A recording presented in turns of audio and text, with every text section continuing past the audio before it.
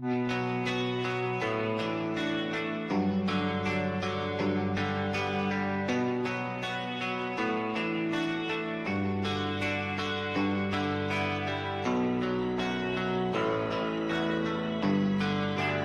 are you feeling?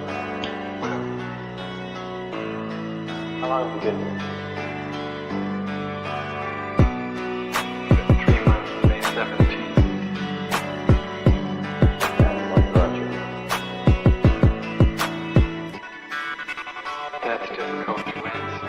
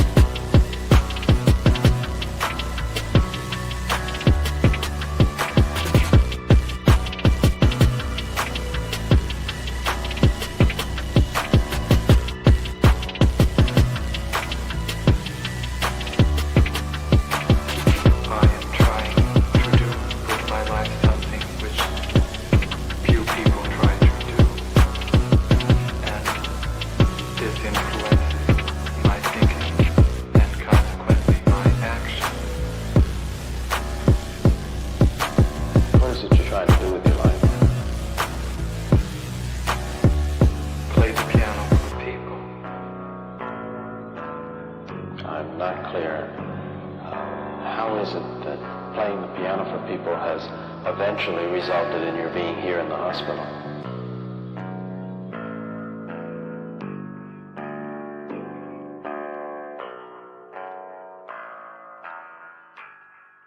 That's difficult to answer.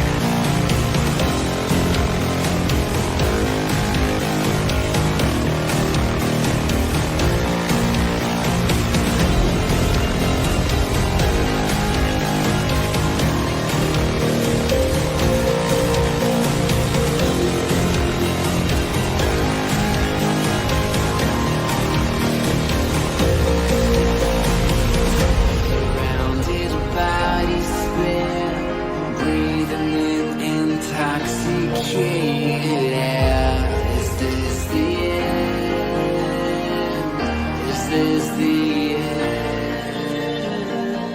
There's a noise inside my head of crying people facing death. Is this the end? Is this the end?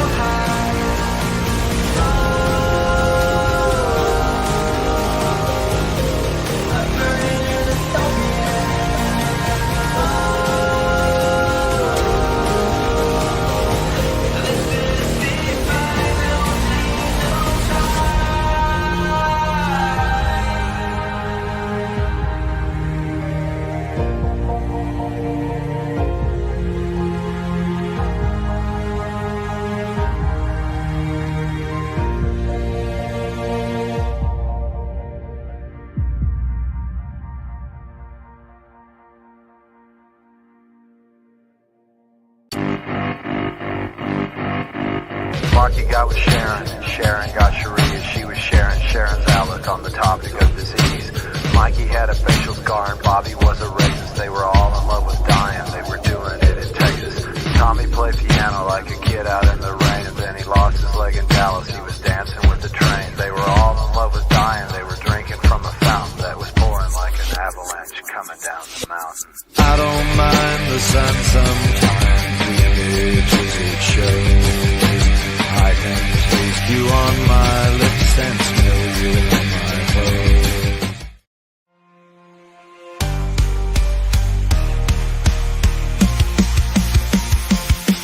James Lindsay is obsessed with lying to his audience. What crazy things can he get them to believe? He does it irresponsibly to pocket all that money from the mills for liberty.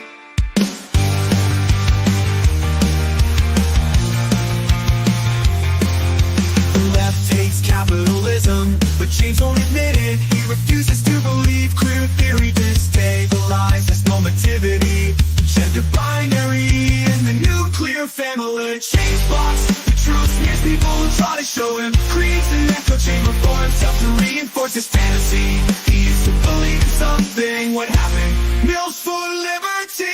Gnostic sex cult, building his own world. A Gnostic sex cult, blinding it from reality. Totally lost it. What can we do but mock him relentlessly? It's not a Gnostic sex cult, James. No, it's not.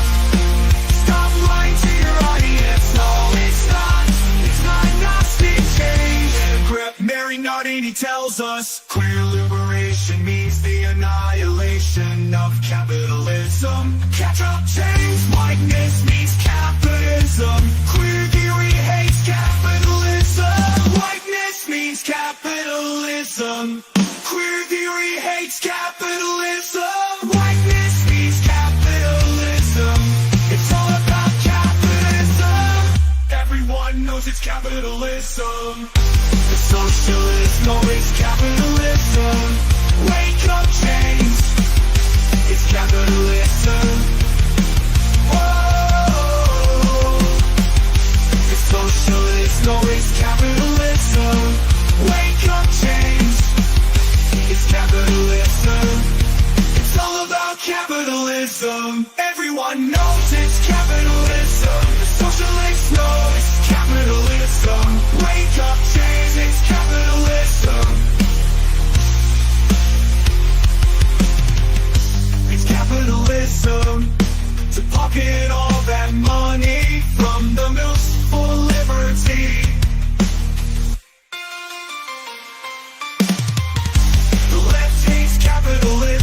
but James won't admit it. He refuses to believe queer theory stabilizes normativity, the gender binary and the nuclear family. But James blocks the truth, smears people who try to show him, creates an echo chamber for himself to reinforce his fantasy. To believe in something, what happens for liberty? Gnostic sex cult filling his own world. Gnostic sex cult unhinged from reality. He's totally lost it. What can we do but mock him relentlessly?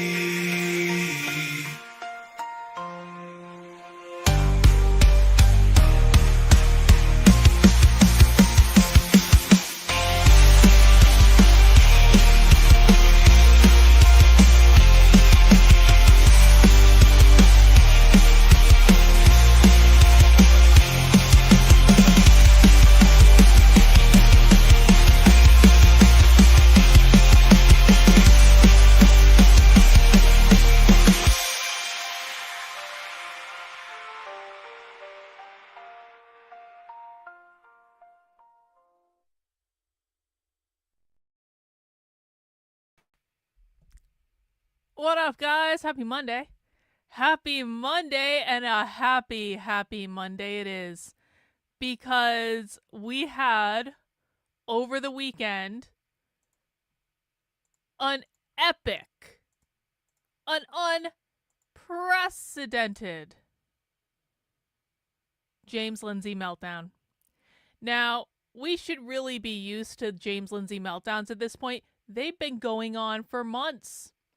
But I think we may have finally done it. I think we may have finally broken James. And it wasn't even us that did it, because we can't even interact with James. James has blocked all of our Twitter accounts, apparently both on his main account and on his secret sock account. But that's okay. That's okay, because in the intervening time that we were blocked by James, which really started in late 2023, everyone else started realizing that James was full of shit. And we recruited more people to our cause. And James just stopped blocking people at a certain point because he realized that people responding to him was how he could make money.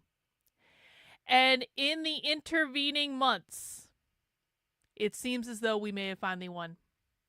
So I had to play the Gnostic Sex Cult song at the beginning because it really was the song that kind of started the whole war with James, I think. And I just want to take you guys through a quick update of what happened over the weekend. But before we do that, I want to give you guys a sneak preview. We are going to be doing serious content today. This is not just a hate on James day. We just have to do it because it's timely. But we will be getting into the Free Mahmoud, Free Palestine rally that was held in New York City over the weekend with Macklemore, who I guess is a really famous musician of some sort that makes music that's very leftist. And this was a big rally that the Socialist left held. It was aired on Breakthrough News, which is a very far left-leaning YouTube channel. They do on-the-ground coverage of leftist protests and that sort of thing. And they all got together to cry about their latest George Floyd martyr, which I said was going to be a George Floyd martyr the minute that I heard about him, the Trump administration trying to deport him.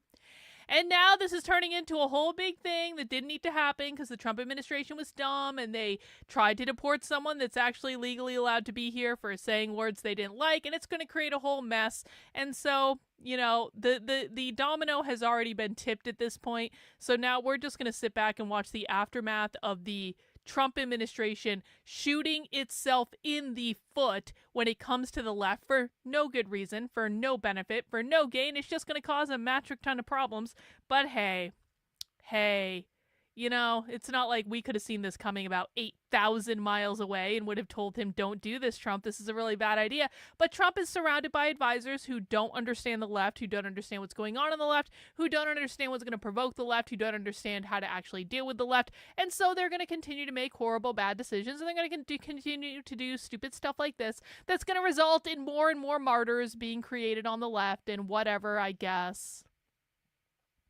I'll sit back and talk about it. I'll watch it. I'll see what the left is doing. I will try to warn people. I'm sure many of you will try to warn people as well. But anyway, we are going to be watching this rally today but I have to give you guys a James update before we get into it, because James had a pretty glorious weekend. It started with him calling a girl a whore. So you guys might see Sarah Stock running around the internet. I was very confused when Elijah hired Sarah Stock, Elijah Schaefer, because I was under the impression that Elijah was never going to hire women ever, which is a position that I kind of respect in a weird way, honestly, because he's thinking about group dynamics and team dynamics, and, you know, the wrong type of women can screw that shit up, and most women are the wrong type of women. So I actually do understand Elijah's position on this. So I was a bit surprised when I heard he hired a woman, a blonde woman named Sarah Stock. I didn't know anything about her. And then she went viral for basically telling off Sam Cedar on that Jubilee show. And it was great. And listen, I'm not a Christian, and I don't subscribe to all that, but I actually fully do understand the perspective of people who say the United States is a Christian nation, or they believe in more Christian nationalism or stuff like that. Again, like, I obviously don't want to be forced to practice a religion that I don't agree with, but I don't actually think that's what they're talking about a lot of the time. And so I actually have no problem with Sarah Stock going and saying, yeah, the United States was based on Christianity and it has a fundamental nature. And Sam Cedar had feelings about that, and that clip went viral all over the internet, and Sam had a little bit of an egg on his face, but Sarah came out looking pretty well. And then James, because James hates Christians, and he really hates Christian nationalists, decided to call Sarah Stock a whore. Now, this is the type of intellectual argumentation that I've come to expect from James Lindsay. Because for years, as many of you might know if you followed my content, for literally years, James went around telling people that I tried to fuck him in order to discredit me, when that literally never happened. And there's actually a stream on this channel that you can go through where I go through my entire DM history with James Lindsay to prove there weren't no flirting, there weren't no coming on to anyone, there wasn't a smiley face or a kissy face or a heart emoji or invitations for drinks. James couldn't name a single event that I ever came on to him at, because I've only been around him 3 times in my life, and I sure as shit didn't come on to him at any of those events. But he still went around telling people for literally years behind my back that I tried to fuck him in order to discredit my work, because as James was trying to discredit me behind my back, he was stealing my work, which we've caught him doing on tape multiple times. We have caught James Lindsay literally saying things verbatim that I say on streams all the time, and I didn't get them from James when I said them on streams, because I stopped listening to James in 2021, but for some reason he's echoing exactly the same words, literally exactly the same words that are coming out of my mouth. It was all a little bit suspicious. So at the same time that James is running around telling people that I tried to fuck him, he's also telling people that I have a narcissistic personality disorder, that I'm a sociopath. He's telling people to block me, block members of my community. He was an epic asshole to me for a really long ass time. And now James is starting to exhibit the same behaviors that he focused on me for years on other people. And listen, man, I'm not saying I wish this behavior on anyone, because I don't think this behavior is worthy of an intellectual discussion, if I'm honest about it. But at least it's happening to someone else, and people can't say I'm crazy anymore, because he called Sarah Stock a whore over the weekend, and he was pretty adamant about that. And then Sarah Stock called for a wellness check on James, and James says, "It's not a lack of wellness. I don't like you. You can't sit with me at lunch, Sarah." It's very simple. It's not about the disagreement. It's about your political stance. I see you as an enemy of my country. Well, James, guess what? We've seen you as an enemy since September of 2023, when it finally dawned on us how unhinged from reality you are, and how much you've been lying to people for a really, really long time about what's going on, and how many millions of people that you have misinformed in the process of your little fucking PR stunts. So if James can say and do whatever he wants towards people he considers to be an enemy of his country, and he can call a woman for a whore because he doesn't like her and doesn't like her political stance, then I feel like we've been given permission to say and do whatever the F we want, and it doesn't really matter if James likes it.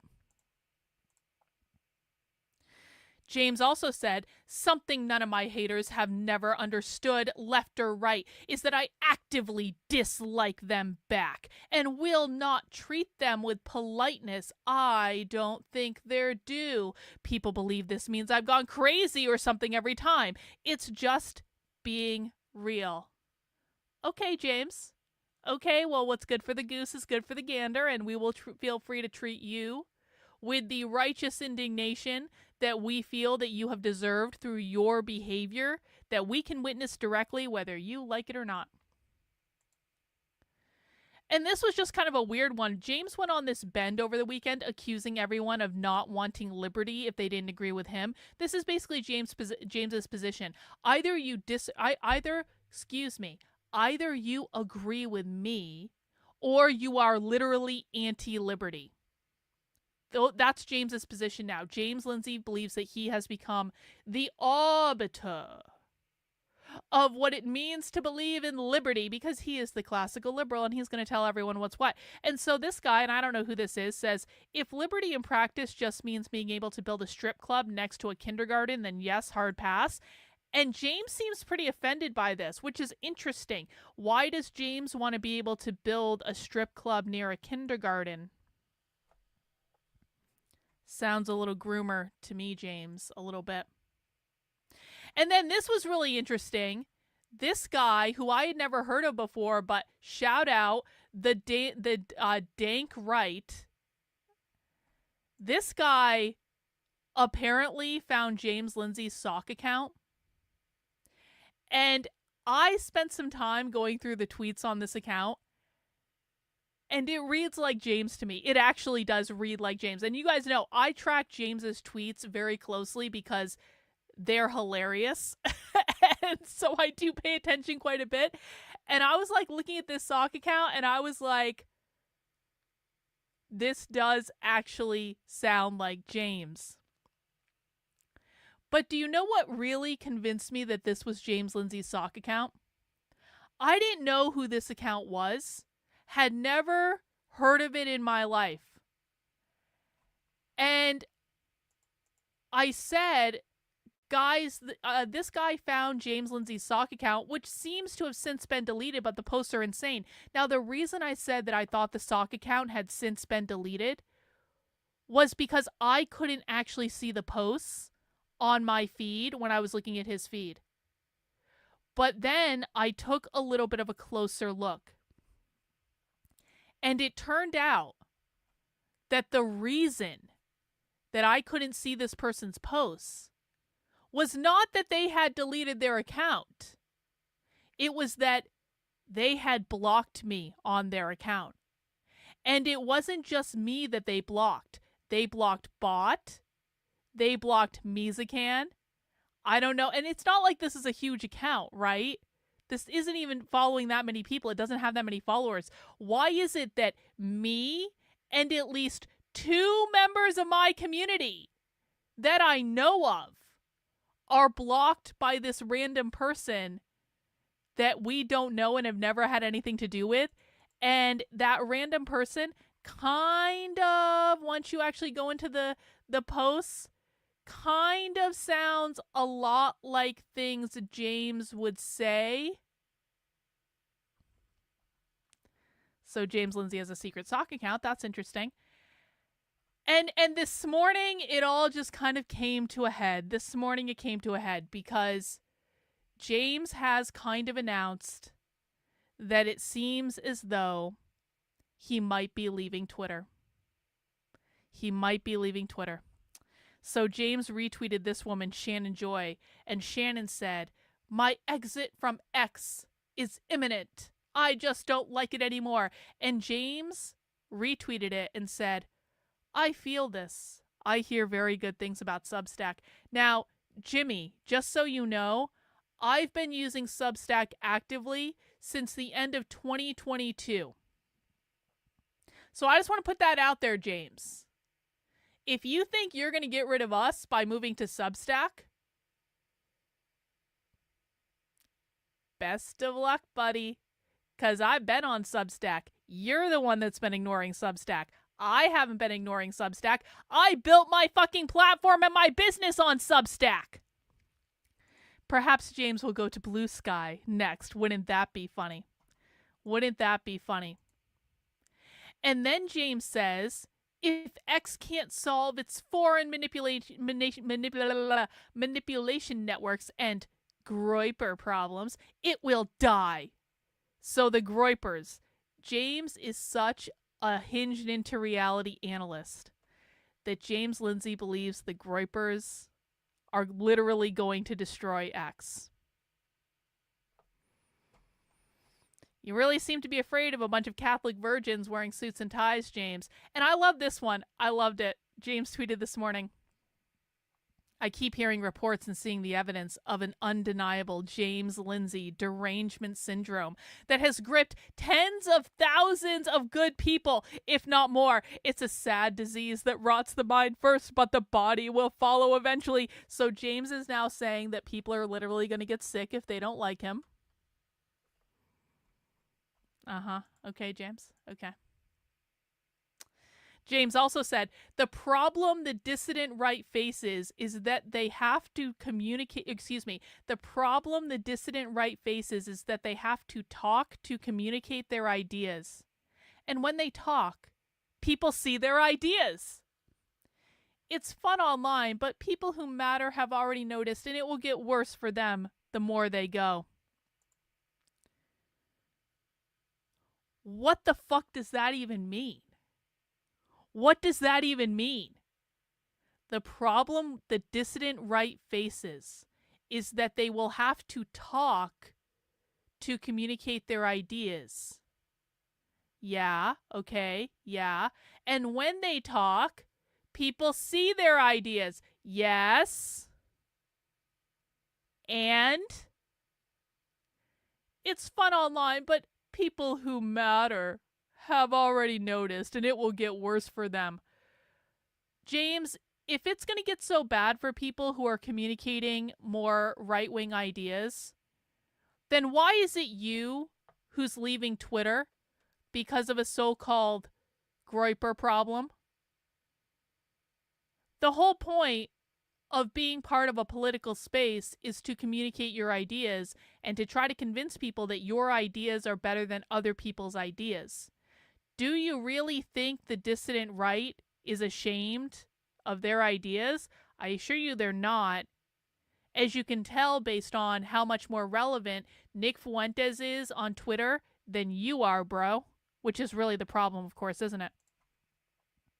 And I just want to remind everyone that this epic victory over James. Oh, actually, let's not even do that yet. Actually, you know what the craziest thing is? You guys know what the craziest thing is? James deleted all of his tweets last night.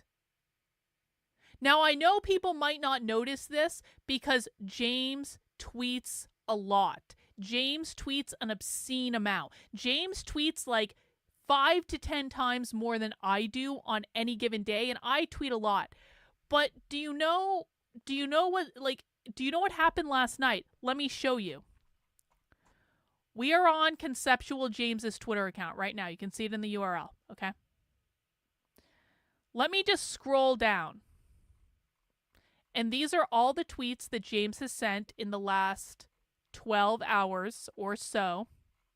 Not counting the replies. We're not on the replies tab. And I just want to show you guys something.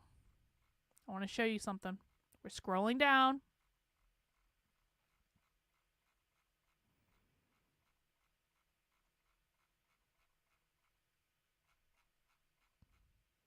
Wait for it. James tweets a lot. You gotta wait. Oh, here's the payoff.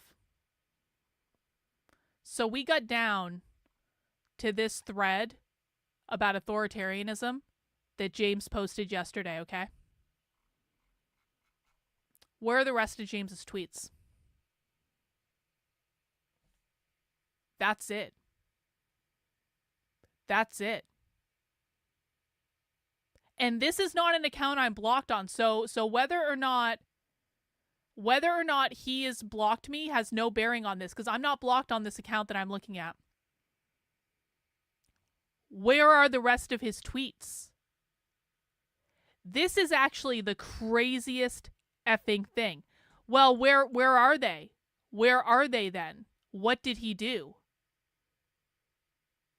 Like, what tool can you use to just hide all of your flippin' tweets?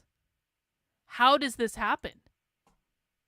Because it is true, you can find people that have retweeted James, and the tweets aren't technically gone. But James has done something where, and maybe it's just taking Twitter a minute to catch up, to be honest with you.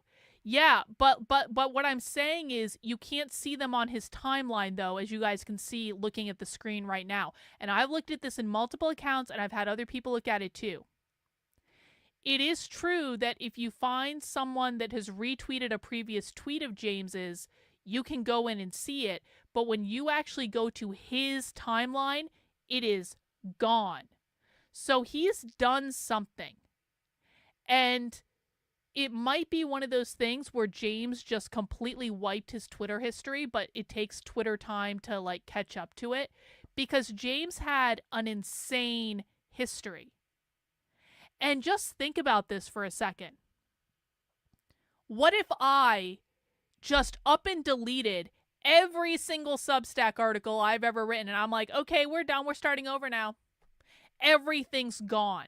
James had massive Twitter threads on his timeline. James had so much content on his timeline that is just gone. Wiped out. Okay, but Mizakan, what did he do? Why aren't they showing up on his timeline? Because there have been times, if I deactivated my Twitter account and I reactivated my Twitter account after deactivating it, it would say I would have 0 followers for about a day. Now, does that actually mean that I have 0 followers on that account? No, it doesn't. It just means the account got deactivated, and it takes Twitter time to catch up. So, can anyone find James's missing tweets? Because I quite frankly don't give a flying fuck what the Twitter bio says, because I could make my Twitter bio right now say I have 0 followers, and it wouldn't actually be that hard. So, what has he done? Where are the posts? And why has he done it? That's the question. And will all the other posts go away at some point because he's done something to his timeline? I don't know. But he's obviously and very, very clearly done something. And Mizakan, if you don't believe me, scroll down and try to find his post from 2 days ago, because you can't do it. You cannot do it. You cannot find them on the main timeline. So he's done something. Okay? And we'll find out what James did to his Twitter feed eventually to delete all of his tweets. But I just want to remind people before we get into our main show that this all started because of a meme back in 2023. And this was the beginning of the war with James Lindsay. And, you know, it's not as though we weren't the first to arrive at the battlefield in the war against James Lindsay, but I think we were the most aggressive, and I think we were the most strategic. Yup, Bot did in fact make this meme. I didn't make this meme. Bot made this meme. And I just want everyone to take a moment to reflect on the fact that we started calling James on his bullshit very aggressively over a year and a half ago. And in the course of that time, we had many people join our cause. And then many other people started calling out James on his bullshit. And then James started spiraling and spiraling and spiraling because he couldn't handle it. And then James really tweaked when he realized that Nick Fuentes and I were friends. Not that I control Nick and the Grippers, because I don't. They have their own interests here. James was also going after Nick Fuentes quite aggressively. I just liked how much it tweaked him that he realized that we were friends. And then James thought that I controlled Nick Fuentes, which obviously I don't. Nick is not going to be controlled, not by any woman, certainly. And here we are today. All we wanted was for James to say capitalism. That was all we wanted. And now, not that one, this one. James is very literally saying that he's going to leave Twitter. So, best of luck, Jimmy. I'll teach people about the left. You don't want to teach people about the left? I'll teach people about the left. And you can go run along and you can try to make something of yourself on Substack, which I already own and you don't. So, good luck there. And I win, James loses again, and that makes me really happy. And guys, if you want to support the work I'm doing, head over to my main Substack, because I have several different Substacks. That is Carlin, KARLYN.substack.com. And check this out. So I figured out how to use AI to do time-stamped recaps of my Socialism Saturday streams, and maybe other streams too if I find it valuable. But check this out. Here's what you're going to get after every Socialism Saturday now. How cool is this? We have the stream, and then we have timestamps. We have quotes of things that I taught on the stream. We have explanations around them so people can go back. If I can't make clips of every single thing, now you can go in and find the timestamps and find the quotes and get a good overview, and it's really cool, and I fucking love AI.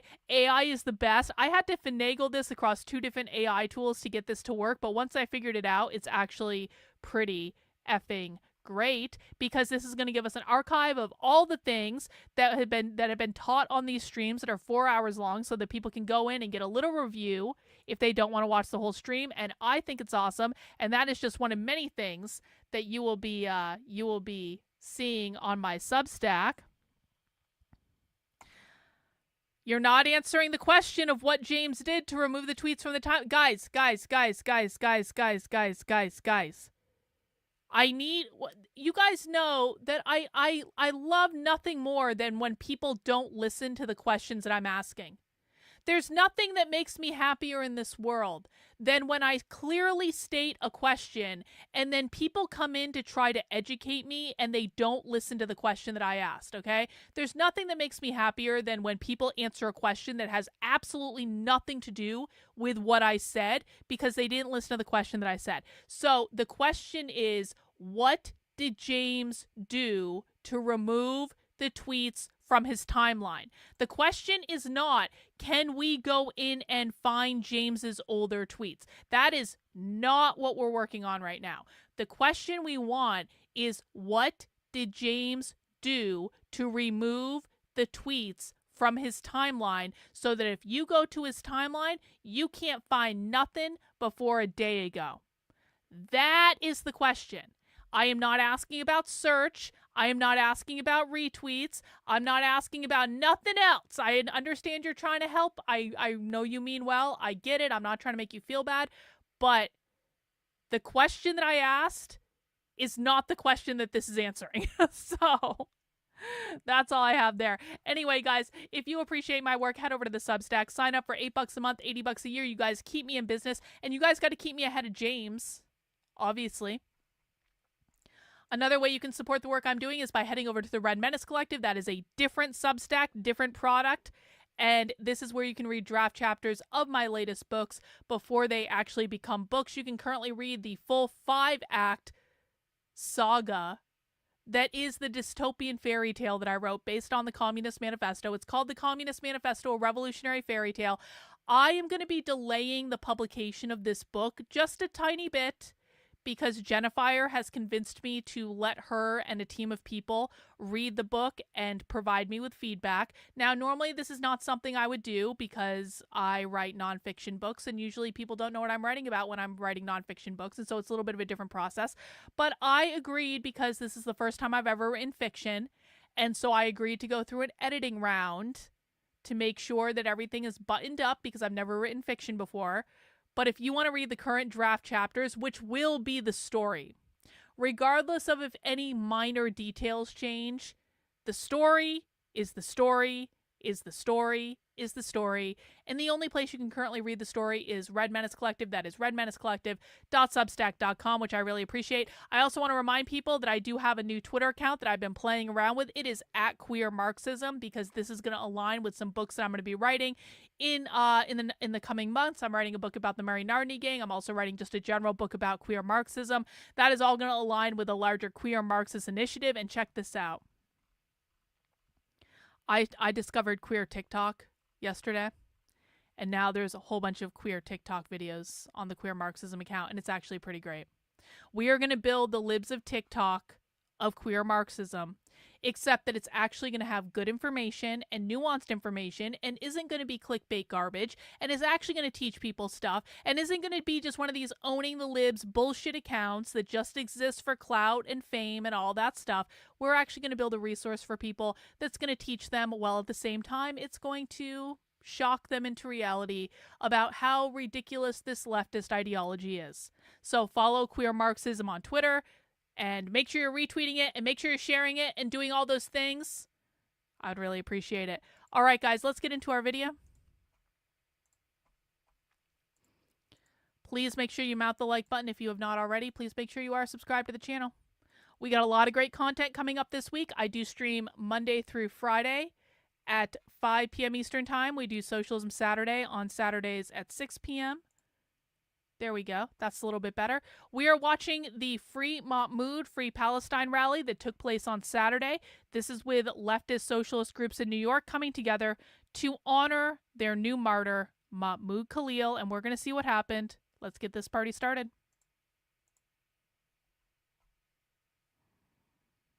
And I might just speed up the time a little bit so we can get through more of this. Oh, no, play. Ooh. There's no sound yet. There's no sound. Why is there no sound? Can you guys hear sound? Why is there no sound?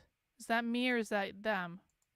Oh! For anyone. Nope, that's their video. Okay. She gave birth. Ah, okay. Just got to give it a minute, apparently.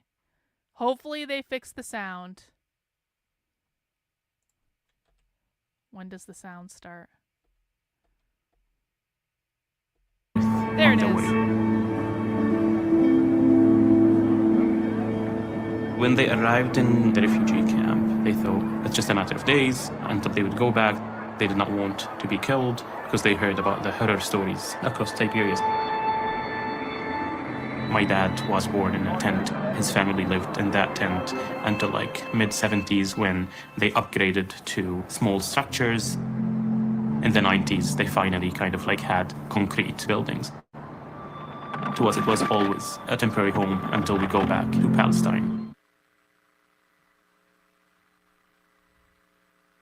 Gotta love leftist technology every time.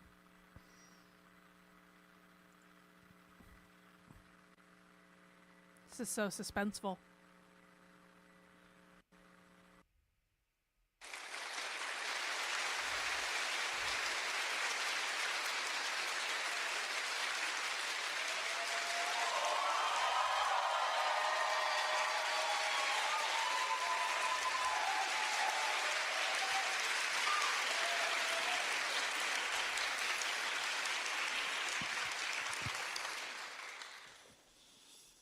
Good evening, friends, comrades, Comrades. my sisters and brothers.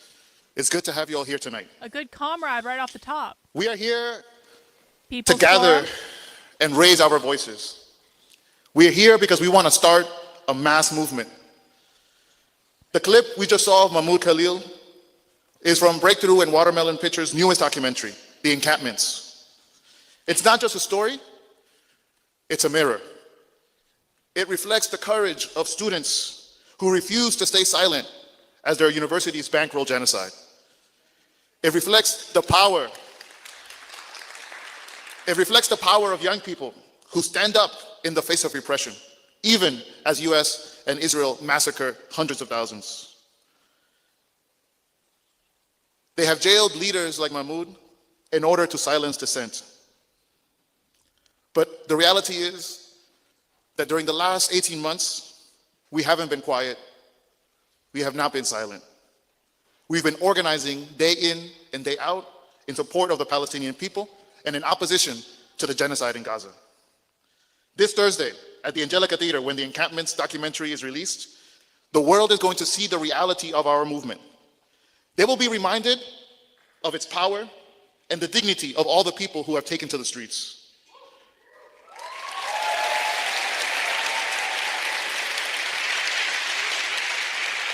They will be reminded They will be reminded of students like Mamadou Tal and many others across the country who study at some of the elite private institutions of this country, but also the public universities, who have risked everything in order to demand that their schools divest from apartheid, because it has become impossible to ignore the truth. Yeah, I actually agree with this. I totally agree with this. I want to watch this commie movie. I actually do want to watch it, and I do not want to watch that October 8th piece of garbage propaganda made by Zionists. I absolutely agree. At least the commie movie we know comes from like a real and authentic place. The Zionist movie is just made up political propaganda. We might not agree with the encampment protesters, and we don't, but like at least they actually believe the things they say. The reality is that the ideas that are being taught in these halls are not abstract. They are the cries of the children of Gaza. They are the demands of millions of people around the world who want to end genocide, who want to end the occupation, who want to end ethnic cleansing. But also let me be very clear, because we're not speaking only to the people in this room, but to the rest of this country. We are witnessing a war on two fronts. In Palestine, Netanyahu and Trump are plotting to ethnically cleanse Gaza, displacing its people in order to profit in colonial greed. True. Colonial But here greed, at home, capitalism. Trump is moving to crush free speech, to subject the judicial system to his will, to roll back all the wins and conquests of the civil rights movement and revolution, to deport migrants, and to strong-arm universities into punishing students like Mahmoud. Make no mistake, what we are witnessing right now, in real time, is an effort to create a right-wing dictatorship of Trump and the billionaires of this country. But this message, Yeah, sure, bro. but I have a message not just for the people in this room or for the people of our country. I have a message for Trump and his cabinet and the billionaires in the White House. We are not afraid. When they arrest our activists, when they bomb hospitals, when they criminalize the right to protest, they think they can intimidate us. But Hey, we got a super chat from Mac B. Mac B is hosting movie night tonight. Mac B, what are you doing tonight? Death of the Dictator? You're doing some Stalin movie tonight, I'm pretty sure, at 9 p.m. in the supporter Discord. Carlin said the Trump administration would radicalize more young people over Israel, and she said that during the election. I did say that, didn't I? Oh my God, I'm so smart. So smart. The Death of Stalin. MacB is watching The Death of Stalin tonight in the supporter Discord. I definitely recommend people join. That's going to start around 9 p.m. I think it's going to be a great showing. Thank you, MacB, for everything you do. I appreciate it. history teaches us an important lesson. Repression only leads to more resistance.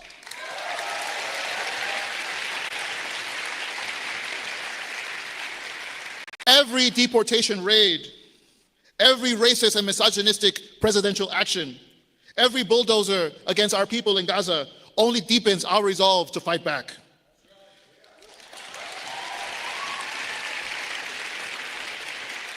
This is not just about Palestine for us.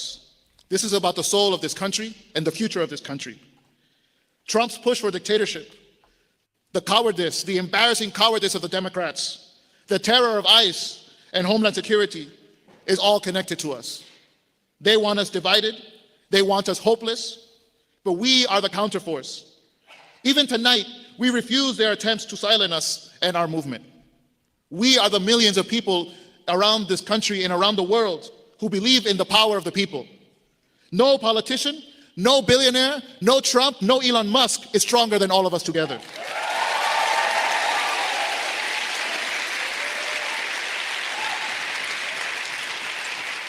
So in this moment, we are not going to say, we are going to do. We are going to mobilize, we are going to organize, we are going to take to the streets, we are going to take to the campuses, we are going to take to the screens, we are going to expose the universities, the corporations, and the politicians who are complicit in genocide. We stand with Mahmoud and all the student activists who are daring to resist. I want to make sure something is very clear to people who might be new to this. These activists do not care if they destroy the universities. That might seem counterintuitive to people who are like, the left owns the universities, these people own the universities, they're all the faculty members, they're all the students, etc., etc. but they view the university fundamentally as a capitalist institution. That means a fascist institution. That's why you're going to hear them call the universities fascist. You might hear them call the universities illegitimate. They believe that the universities are now designed to pump out people to support the capitalist system. They also don't like that the universities are supporting Israel through financial investment, through campuses in Israel, things like that. The demand of the protesters has always been, and this is before October 7th, divestment from Israel, boycotting Israel, sanctioning Israel. That's what the boycott, divest, sanction movement is. That's been around for a long time. This was not started on October 7th. And so these activists do not care if they burn down the universities with them. And so when the Trump administration is pulling $400 million of funding from Columbia, these activists don't care. When Columbia is bending over backwards to try to get the $400 million back, which is now what they're trying to do, these activists are going to turn around and say, look, the universities are the fascist universities we always said they were. They do not care if they burn these institutions to the ground. It would actually end up facilitating their revolution. Shut down business as usual, and we will never stop until Palestine is free.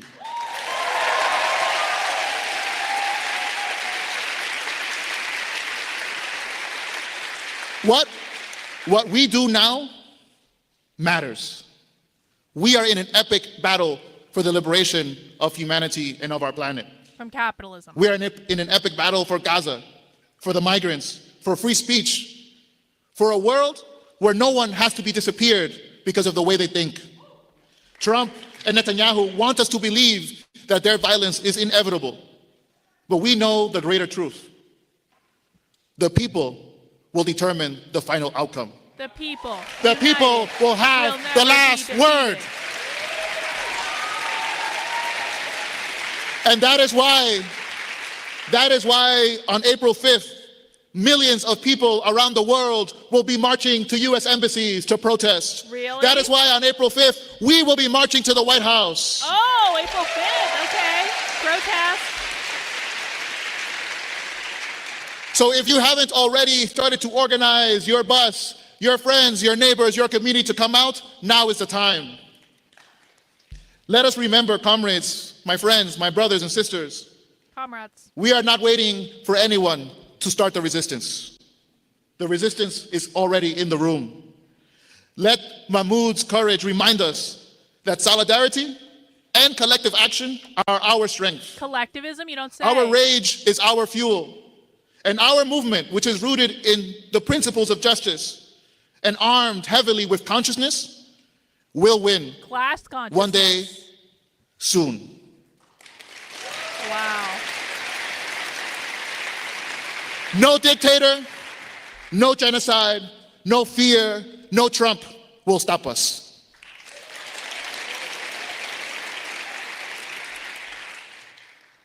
And as we start tonight with an impressive lineup of activists, of organizers, of artists who are committed to be this resistance with us, I want to first welcome a dear friend of us, Dan Donahue, who is the executive director of the New York Society for Ethical Culture. When we started organizing this just 1 week ago, every other venue in New York City turned us away. Every other venue said they weren't willing to take the risk of hosting a meeting for free speech rights in New York City. But we were proudly and honored by the fact that the New York Society for Ethical Culture not only opened its doors to us, but proudly said, we will co-sponsor this with you.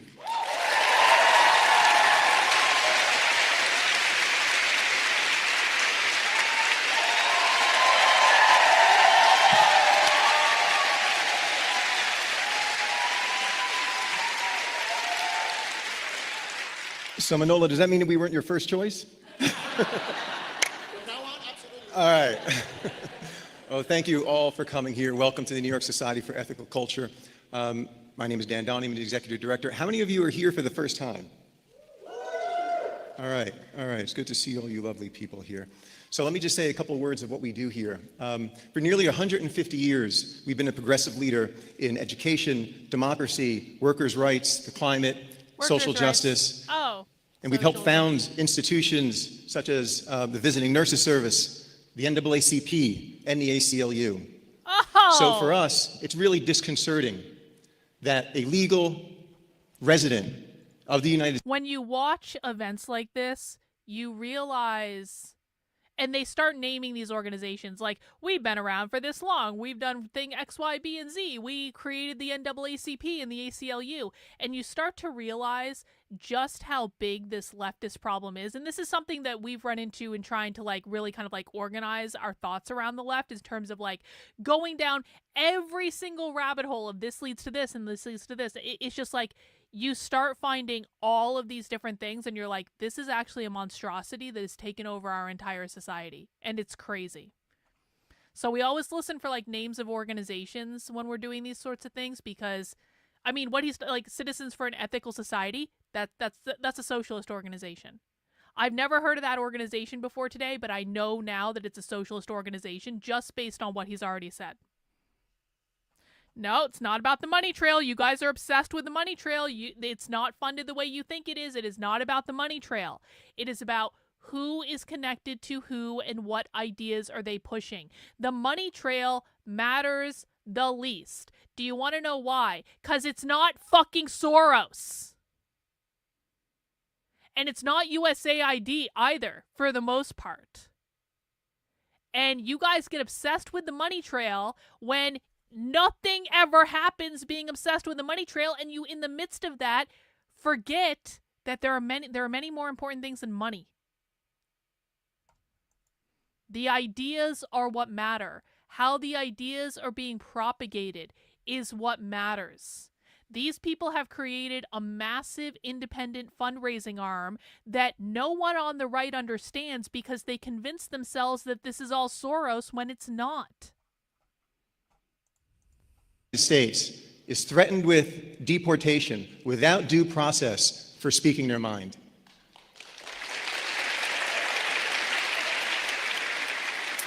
It's also very disconcerting to see institutions backing away from free speech because of threats to their funding and to bullying. We cannot have that. Democracy and free speech are bedrocks that we must stand behind. So let me just end with an invitation for you to come back to the society, come back to see some of our programming. It's not just this that makes us rich, but it's the arts, it's dance, it's performance, it's meditation, it's poetry, and it's working and giving back to the community. So please come back, and we welcome the People's Forum back.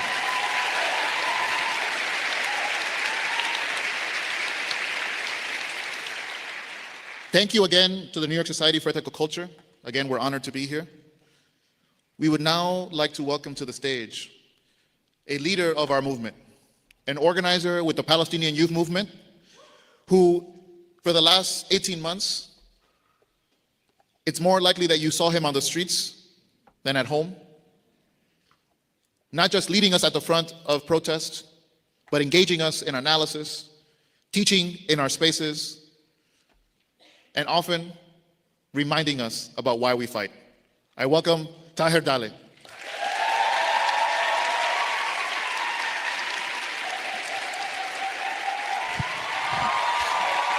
Thank you, everybody. Thank you, everybody, so much for being here. It's incredible that an event like this has come together in just a week with so many people throughout the room.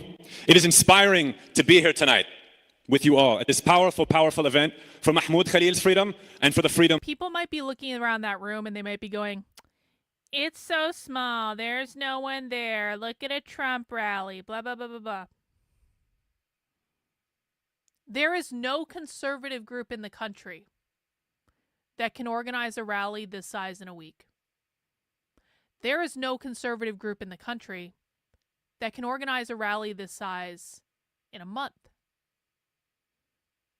And you can put Trump rallies up as a point of comparison all you want, but Trump rallies are an anomaly.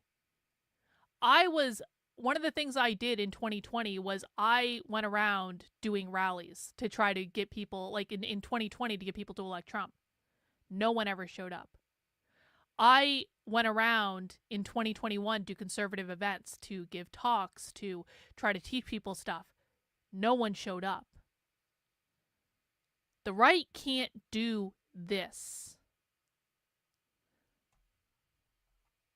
The left can.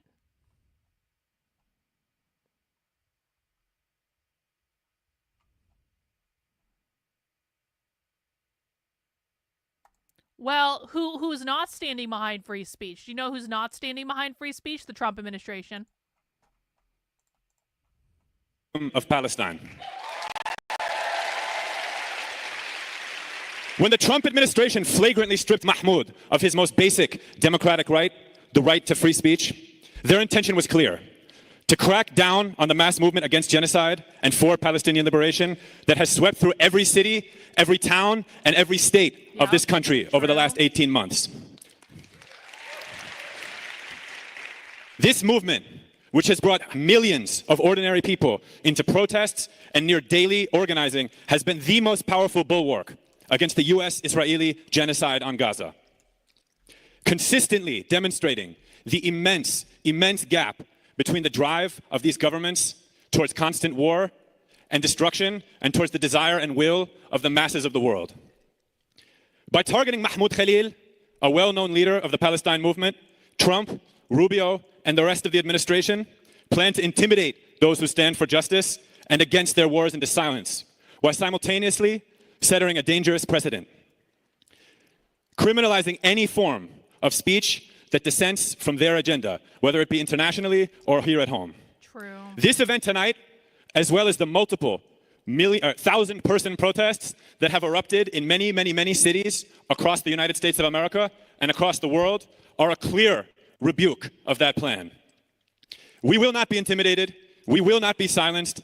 We will not stop fighting for an end to this genocide, for an arms embargo on Israel, and for total liberation of Palestine.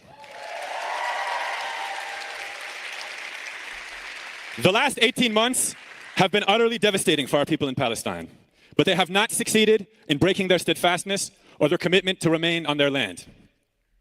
The most conservative estimates indicate that more than 49,000 Palestinians in Gaza have been killed by the United States and Israel. I want people to keep in mind something as we're listening to this. Keep in mind how many times you hear them say things that you might consider to be pro-Hamas or Jew-hating.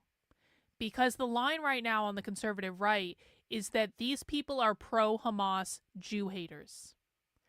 I haven't heard that. You might disagree with their ideas, and I do disagree with many of their ideas, but I haven't heard anything yet that is pro-Hamas Jew hate. And I don't think we're going to, but maybe we will. So keep me honest. Israel's aggression. The real death toll is estimated to be in the hundreds of thousands, much higher than that.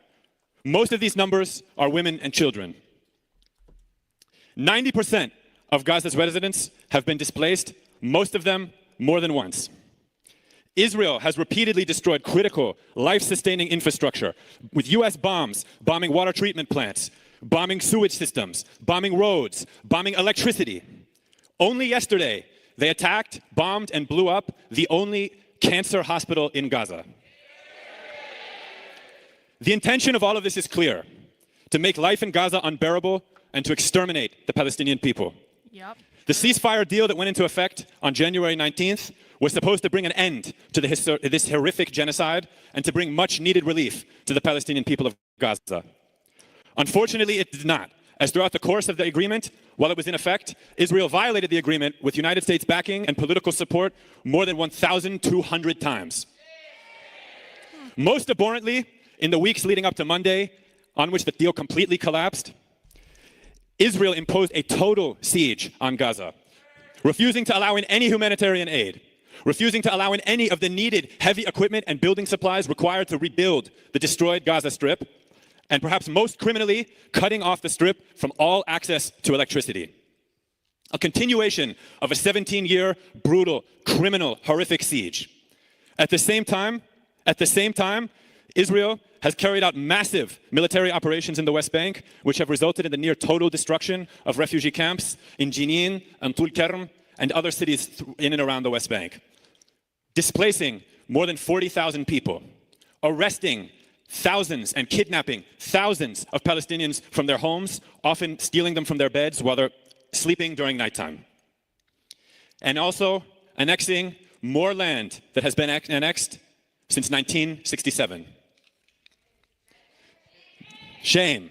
Since Monday, Israel has carried out relentless airstrikes on Gaza. Just today, martyring 130 Palestinians, claiming the lives of more than 600 since the deal completely collapsed on Monday night. But this attack is not limited to Palestine, nor is it limited to Gaza. Throughout the last week, Israel has bombed Syria. Today, Israel bombed southern Lebanon. And throughout the week, the United States has rained bombs down on the people of Yemen. This is a genocidal expansionist aggression.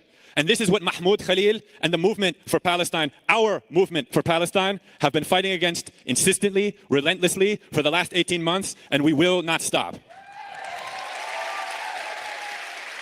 Our movement has been for a complete and permanent ceasefire, an end to all U.S. military aid to Israel, and an immediate, total arms embargo on this rogue state. We are fighting for a world in which children do not grow up with warplanes over their heads, where people can grow old without constant fear of arrest, and where Palestinians, like all people, are able to enjoy freedom and self-determination from the river to the sea. We are fighting for a world in which our tax dollars are invested in our healthcare system here rather than spent to destroy Gaza's. Where companies like Maersk do not ship military cargo alongside children's toys. And where universities divest from genocide and invest in the well-being of students. For this, we are being attacked and stripped of our rights. These attacks are attacks on Palestinians everywhere. They are starting with Palestinians. They are starting with those in the movement for Palestine, non-Palestinians who have stood alongside us for more than 18 months, but they will not stop there if left unchecked. The Trump administration has promised that more arrests and deportations for those that dissent from their agenda are on the way, and they have been beginning to make good on those threats. We will meet this intimidation by bringing all of those that oppose this and all of those that oppose genocide and stand for Palestine into one movement. We will continue to fight for Palestine, and we will continue to fight for all of those who fight for Palestine. In his letter, dictated from a cell in Louisiana, in an ICE facility in Louisiana, Mahmoud Khalil writes, "With January's ceasefire now broken, parents in Gaza are once again cradling two small shrouds, and families are forced to face starvation and displacement against bombs. It is our moral imperative to persist in the struggle for their complete freedom." Now, brothers and sisters, is the time to heed Mahmoud's moral imperative. Now is the time to continue finding within us the strength to continue this fight, to expand this fight, to bring more and more people into this fight, and to continue our goals until the complete freedom of Palestine. In the next 2 weeks, we have two important opportunities to make good on this imperative, to continue to fight for Mahmoud by living up to what he asks of us. First, for those local to New York City, on March 30th, this coming Saturday, a week from today, in Union Square, we will be out in the streets in our thousands, in our tens of thousands, for Land Day. At 1 p.m. in Union Square. And on April 5th, as Manolo said, at 1 p.m. we will be marching on the White House. We will be joining the masses of the people of the world throughout this country, from New York City to Boston to Los Angeles to Maine to Florida, around the world, to demand an end, an immediate end to this genocide, to demand an arms embargo, and to demand the complete freedom for Palestine and the freedom for Mahmoud Khalil. I know that I will see everyone in this room at these marches. I know that I will see everybody in this room with one of these marches, and that everybody in this room will bring somebody, 2 people, 3 people, 10 people to one of these marches. Because these marches, are where we will be as people in struggle for Palestine. These marches are where we will be as people of conscience throughout the entire world. Brothers and sisters, the freedom of Mahmoud Khalil depends on this. Our liberation depends on this. And the future of our planet depends on this. Thank you so much. Free Palestine.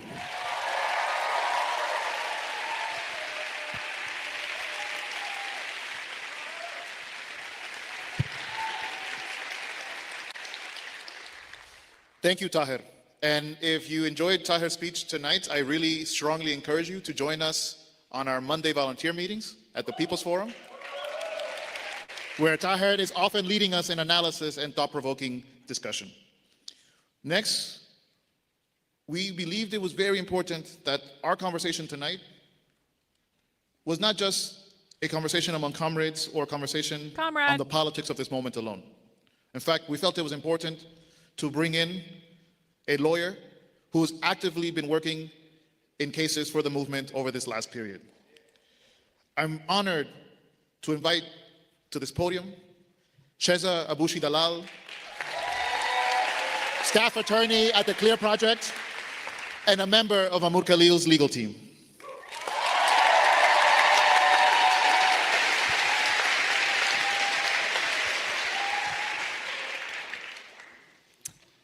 Hi, everyone. I'd like to spend my time with you all this evening discussing Mahmoud's legal case to date and the broader implications of the government's retaliation against him for speaking up in defense of Palestinian lives, rights, and liberation. Before I get to that, I want to start with who Mahmoud Khalil is. Mahmoud is a Palestinian. He was born and raised in a Palestinian refugee camp in Syria because the Israeli army forcibly removed his grandparents from their land in Tiberias, Palestine during the 1948 Nakba. When war broke out in Syria, his family was made refugees twice over and are now dispersed throughout Europe and West Asia. Mahmoud came to the United States to start a graduate program at Columbia University. Mahmoud is a fierce advocate for Palestinian liberation, for his people, for their rights, for their lives, for their freedom. And he's a fierce champion of the rights and lives of many others. He rose to prominence during the Columbia University encampments because of his unwavering commitment and his efficacy. And you all sit here today marking your rage at the US government's punishment of Mahmoud because of the same. Mahmoud is also a devoted and loving friend, colleague, student, and husband to his wife, who today awaits the birth of their first child just next month. On March 8th, Mahmoud was disappeared in the night from the entrance of his building, Columbia University housing, by Department of Homeland Security agents and from the side of his 8 months pregnant wife. Within a matter of hours, he was taken across 3 state lines, from ICE headquarters in New York to Elizabeth, New Jersey, and then flown 1,400 miles away to an ICE detention center in Jena, Louisiana. All of this is extraordinary, especially considering that Mahmoud is a green card holder, a permanent resident of the United States with no criminal arrests or convictions. That same night, his counsel furiously put together a lawsuit challenging his unlawful detention and filed it in federal court in New York after confirming on an ICE locator that their understanding that he was in New York. By the next day, Clear, the organization that I work for, along with our other legal partners, moved swiftly to file a motion asking that the court order the government to bring Mahmoud back to New York.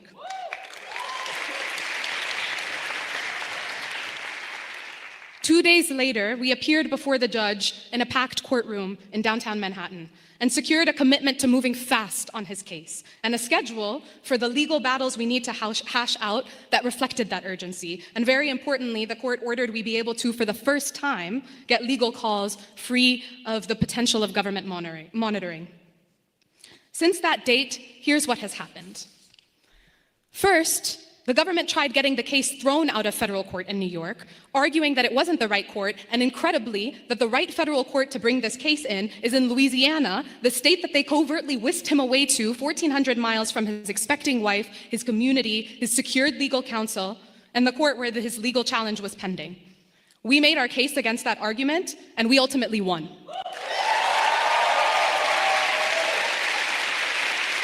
They're gonna win. I promise you. Just a few days ago, the New York federal court rejected the government's argument and transferred the case to a federal court in New Jersey. We've been working around the clock to try every avenue in federal court. So still pending in federal court in New Jersey are our efforts to have Mahmoud moved back from Louisiana to ICE detention in New Jersey, to have Mahmoud released from detention on bail, and otherwise to get the court to halt the government's retaliation against Mahmoud while the case plays out. Separately, Mahmoud's legal team is also fighting his immigration case in an administrative court down in Louisiana. So in short, the legal fight continues on all fronts, and it will continue until Mahmoud is brought back here, home, with his wife, and soon his newborn child, and until his constitutional rights are vindicated.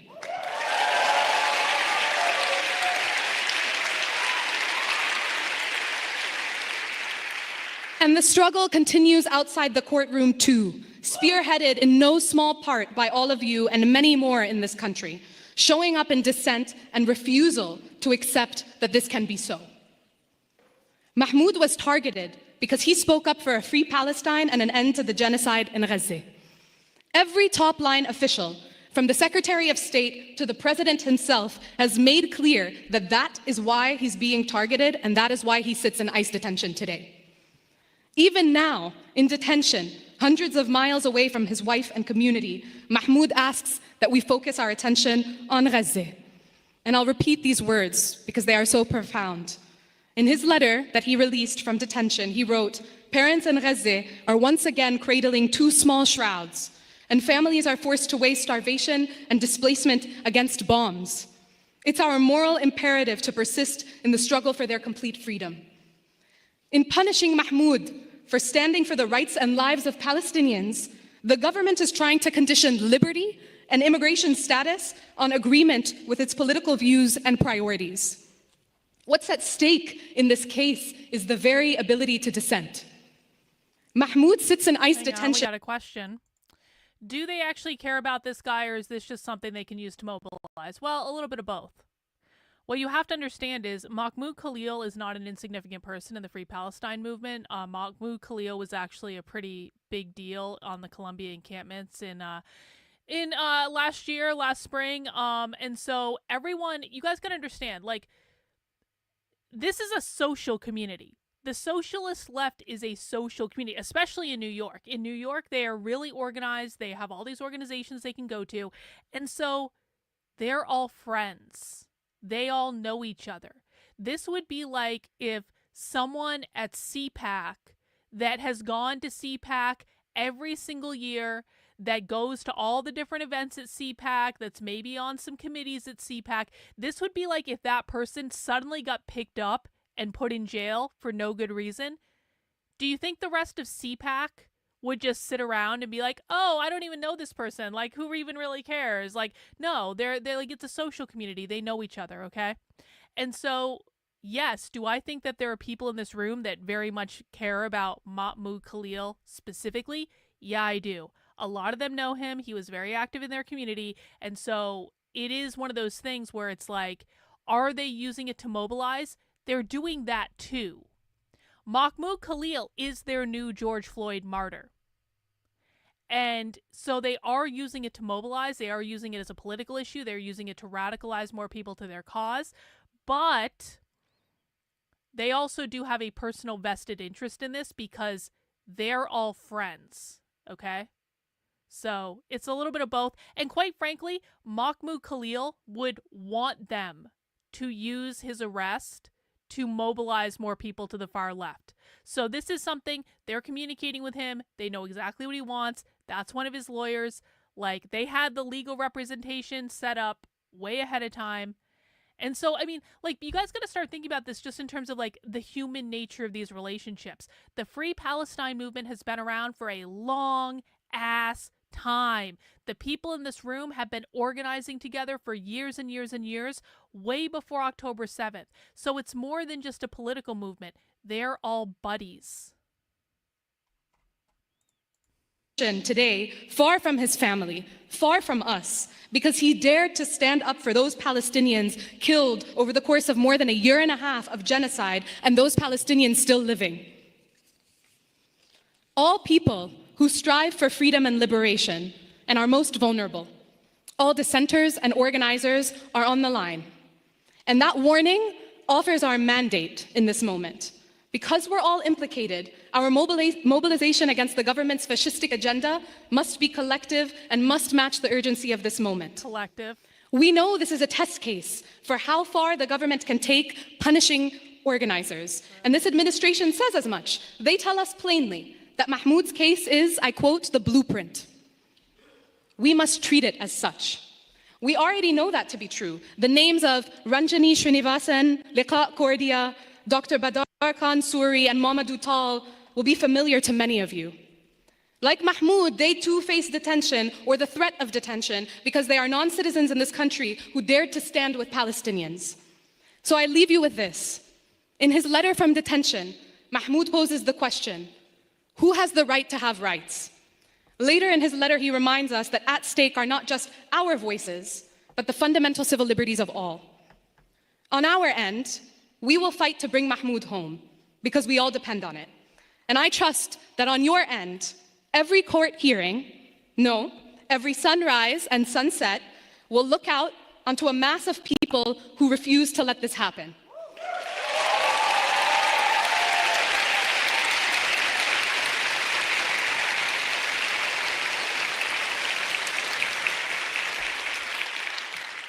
If this is the blueprint, your collective refusal to accept it is too. Thank you.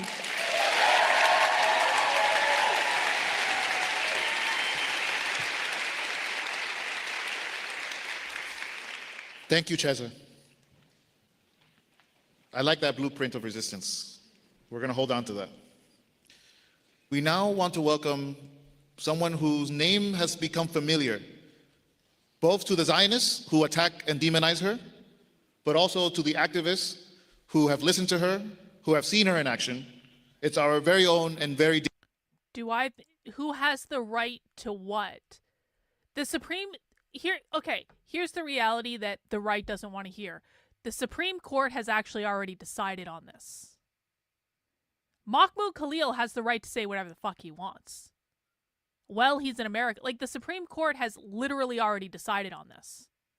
And it has nothing to do with this case. I don't know exactly when that decision happened, but I know the Supreme Court has already decided on this. So, Mahmoud Khalil is going to win, guys. Like, he just is. He has a green card by marriage. He hasn't committed any crime. The Trump administration hasn't accused him of committing any crime. Resident aliens have free speech rights just like everyone else does. That's already been decided by the Supreme Court. Trump's going to lose. Dear Alana Hadid.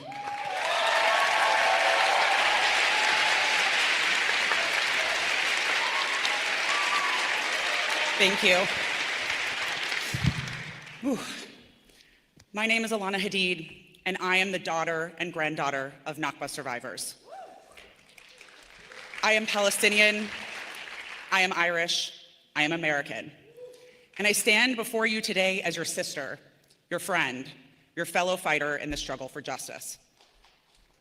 I didn't know how to begin this speech because the truth is, I'm exhausted. I'm exhausted from grief, from rage, from watching the world turn away as my people are slaughtered. I am exhausted from explaining over and over that what is happening is not complicated, that this is a genocide, that this is ethnic cleansing, that this is the crime of the century. And yet we are the ones being silenced. We are the ones losing our jobs, losing homes, losing our rights, and losing our voices because we dare to speak the truth. But we refuse to be silent.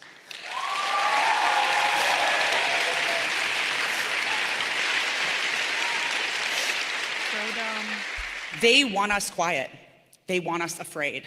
They want us to swallow our rage and let this moment pass. Tell me, how do you move on from this? How do you go back to your daily life knowing that children are being starved, that entire families, entire bloodlines are being wiped from existence, that our people are being taken? I cannot, and I will not. We have no choice but to fight for what we know is true. We are not just fighting for the land that should be beneath our feet. We are fighting for our very existence, and they will not erase us.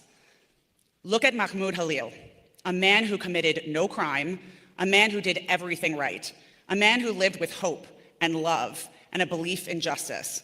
And still, they dragged him away in front of his 8-month pregnant wife during Ramadan. Because he spoke the truth. Yes, shame. Because he refused to break. And that is why they fear him most. Not weapons, not armies, but the unbreakable will of the Palestinian people.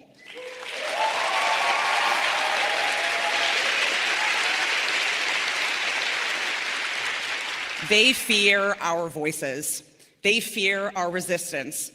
They fear that we are still here and that we are not going anywhere.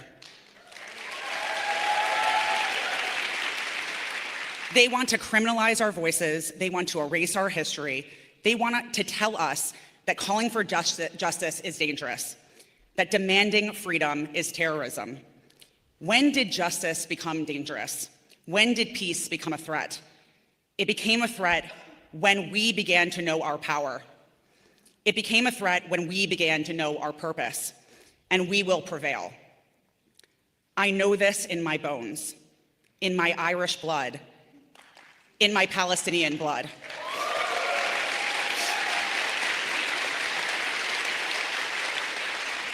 I know because of my blood, no occupation is permanent. No empire lasts forever.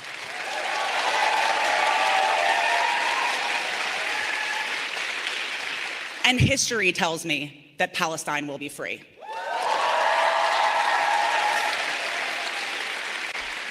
As my friend Maya said, bravery is contagious. We saw it in the encampments. We saw it in the students who refused to be silent, who put their bodies and their futures on the line, who stood together and said, not in our name, not with our money. We saw it in the voices that refused to whisper, and that is why they fear us, because they know we are winning. Mahmoud, we're winning. They are winning. Mahmoud wrote from the detention center, I am not the only one here who is unjustly detained. His suffering is not just his own, it is ours. Every detained protester, every silenced activist, every Palestinian murdered with impunity is a call to action. We will not let their sacrifice be in vain. So I ask you now, what will you do? Will you speak out? Will you demand justice? Will you carry Mahmoud's story, Palestine's story, the story of genocide and occupation in every action that you take? Because every day must be a protest. Every moment must be resistance. They want us to be silent, but we are loud. They want us afraid, but we are brave. They want us to move on, but we have found community, we have found power, and we will not stop now.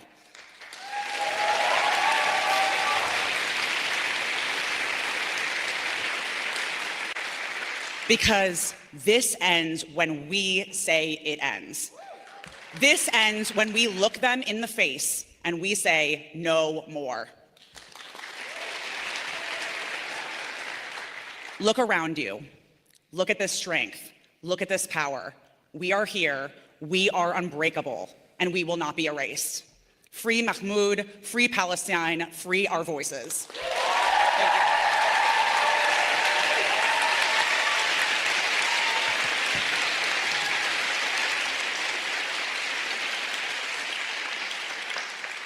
Thank you, Alana. Next is someone whose bravery has actually been contagious to us all. We saw him on campus at Columbia University. We saw him protesting in the streets of New York City. We saw him take the ultimate risk to express dissent and disagreement. When we are accused of anti-Semitism by anti-Semites,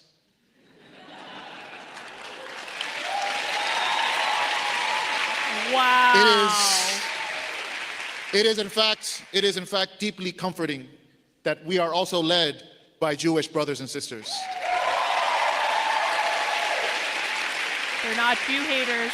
So I ask you for a big round of applause to welcome Grant Minor, president of UAW Local 20. For people who don't know who Grant Minor is a Jewish person who just got expelled from Columbia for his role in the protests. His role in the protests is that he is a union organizer because graduate students and teaching assistants have a union they're a part of. They're actually part of the United Auto Workers Union for some reason. And Grant Minor is the head of the graduate teaching arm of the United Auto Workers. And so he again is another high profile person, got expelled from Columbia. Everyone says he's a Jew hater, but he's actually Jewish. 2710, Student Workers of Columbia.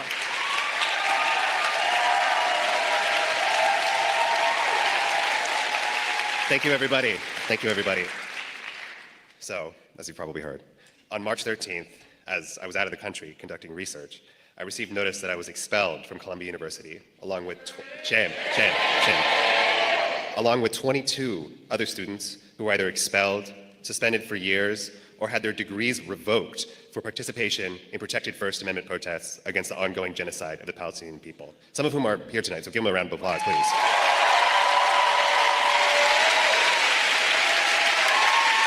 And what I want people to note is that when they got expelled or suspended or had their degrees revoked, that didn't stop them from doing exactly what they wanted to do. We saw Grant Minor on video like 2 days after he got expelled, leading a protest in Times Square in New York City. So for everyone who thinks that if you just expel the students that they're going to stop, if you just suspend them, they're going to stop, if you show them there are going to be consequences, they're going to stop. They don't stop. They get expelled, and they literally go right back out protesting, and then they become martyrs for getting expelled in the first place. Listen, I don't know exactly what the best course of action for colleges is to take at this point. Colleges are really between a rock and a hard place, because it's like, what actually is the balance between allowing students to be able to protest in accordance with the First Amendment, which they should be allowed to do. They're students. This is a time when people do stuff like that. So what is the balance between allowing them to protest and when the university gets involved? Because listen, we watched a lot of the on-the-ground encampment stuff. The students weren't doing, for the most part, yes, they did take over a building at some point, but for most of the encampment at Columbia, the students weren't actually doing anything violent. And while the students weren't actually doing anything violent, the university just kept escalating and escalating and escalating. So it was actually the university that ended up provoking the students into doing something violent. Now, would the students have done something violent anyway if they hadn't been provoked by the university? I don't know the answer to that. You don't know the answer to that either. I mean, the answer probably is, they probably would have escalated to that point on their own. But the point is that the university provoked them into it. The university was actually the aggressor. The Columbia encampment started with students sitting around on a lawn. And that was all they were doing. And you might not like the things that they said, and you might not like the position that they hold, but they weren't being violent. And so I don't know what actually is even the best course of action for universities to be able to handle this anymore, other than to possibly try engaging in good faith conversations with the students, see if that gets you anywhere. It's probably not going to get you anywhere, but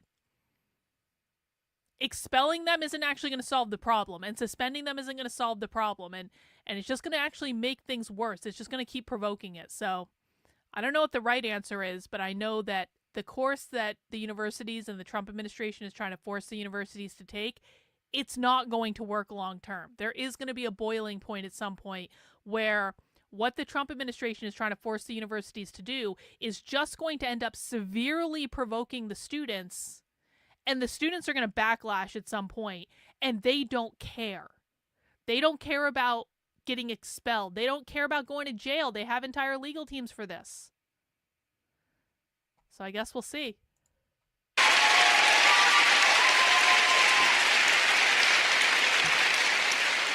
And to top it all off, I was expelled and fired from my job at Columbia the day before contract negotiations between the Student Workers Union, of which I'm the president, and the university administration began. And then they canceled the bargaining. Didn't work, though. You can cancel the bargaining, and then you just have a couple hundred angry workers outside the building, which is a rally. So the lengthy disciplinary process that led to this point took nearly 10 months, as they were shuffled around to different university bodies and that struggled to sort of convince the wider Columbia community of their legitimacy due to a lack of evidence against the accused. Privately, I was assured by my colleagues earlier this semester that I had little to worry about regarding disciplinary action. After all, they had already suspended us and dozens of other students over the last summer due to the danger we posed the wider community. Yet, only a month later, we weren't so sure. Mahmoud Khalil, the reason we are all here tonight, was kidnapped by DHS officials. His pleas to the administration for help ignored in the days leading up to his disappearance. Shame. In my capacity as president, I was receiving panic texts from my members telling me that ICE was prowling Columbia-owned buildings, pounding on doors and calling out the names of international students. Shame. Despite publicly saying the contrary, Columbia is complicit in these actions. After one student had their visa revoked, Columbia took the additional step of unenrolling them and sending a staff member to their home to try to evict them. All of this was in the service of crushing the student movement and chilling the movement for Palestine more generally. Last spring, young people who had been watching a genocide unfold before their eyes in real time stood up for what they believed in. Warnings about how the situation was complex or that our positions needed nuance evaporated before the staggering brutality of the attacks on Gaza and the steadfastness of Palestinians and their supporters in the face of this aggression. Yet time and time again, we were ignored.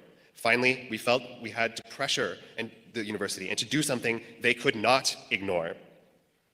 The Gaza Solidarity encampment movement sprang up across the country, and those who participated in it, to them, it was an immensely beautiful and transformative experience. In many ways, it was an effort by students to fulfill the university's own promise of learning and free inquiry, unhindered by the dictates of the power that be. Of course, we were slandered as anti-Semites and out-of-touch radicals, which, let's be honest, it's not radical to do the right thing, the thing that is so clearly the right thing. I say this all the time in union meetings, I'm not a radical, I'm just a guy. Of course, many of the students participating were Radical Jewish. means I socialist, myself by the way. am Jewish. Isaiah teaches us, learn to do good, devote yourself to justice, aid the wrong, uphold the rights of the orphan, defend the cause of the widow. In Gaza, widows and orphans, perhaps the last surviving members of their families, ask why it is that we have made them the exception to this rule. Yet, I would also like to dispel the myth that we, as Jewish people, hold special or necessary insight into this issue. As more and more people realize every day what is happening in Palestine is wrong, and the students who protest it stand on the correct side of the most important moral issue of our time. Really think about that for a second. Really think about that. First of all, I'm not hearing a tremendous amount of Jew hate coming off of Grant Minor, and I'm sure him being Jewish has nothing to do with it. But I really want people to think about the fact that everyone in this room believes that they are fighting for the most important moral issue of their time. Conservatives like to believe that the left are mentally ill retards who don't actually believe in anything. That is unhinged from reality. The left, and these are radical revolutionary socialists, don't get it twisted. These are not liberals, these are not Democrats, these are not progressives. These are socialists. They've been speaking in socialists this entire time. They believe this is the most important moral issue of our time. This is not a throwaway. This is not something they're doing to act out and get attention. This is actually something real. And that's why they're willing to get expelled. That's why they're willing to get arrested. That's why they're willing to martyr themselves. Because this is real. This is the fight that they've been waiting for this entire time.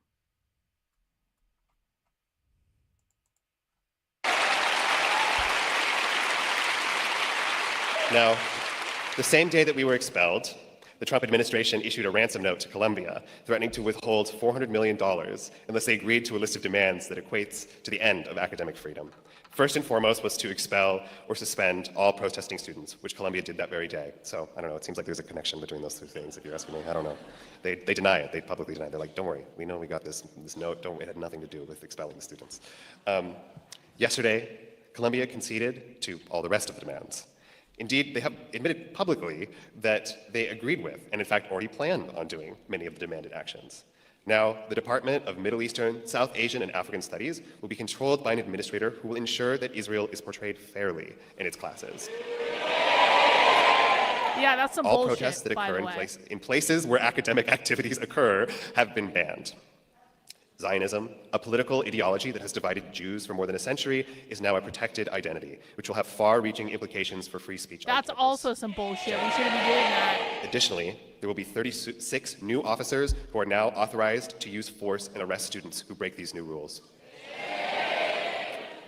Now, make no mistake, this is not an exceptional situation. It is the blueprint, and the end goal is to make public disagreement with the goals of American empire functionally illegal. Yet, as you have heard others say, they have already failed. Mahmoud's arrest has caused thousands to pour into the streets and refuse this assault on our civil rights. Yep.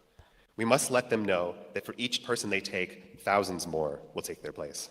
New George Floyd, it's their new martyr. After all, as we say over and over and over in the labor movement, an injury to one of us is an injury to all. Labor Injury to movement. Mahmoud is an injury to all of us. Socialist. We are living in a time where power, rather than our society's laws, determines what is right. Yes, this is scary, and it's okay to be scared. But know that this will also be their downfall, for we are stronger than them. When the people organize, when they stand together and they fight, they win. We will free Mahmoud. We will free Palestine. Thank you. Solidarity forever. Solidarity forever, guys. Well, listen, I don't want to rush this, but I do have a meeting I need to get to in about 13 minutes. And so what I want to do is I want to fast forward a little bit to Macklemore. I think this is Macklemore, right? Let's see what Macklemore had to say. I think that's the famous guy. I don't know. I don't listen to any of this stuff. Not knowing that his words that day would have a global impact, particularly on people who still didn't understand and who still didn't want to move off the fence. We're honored to have him with us tonight. We welcome to the stage an artist, but most importantly, an activist, our dear friend, Macklemore.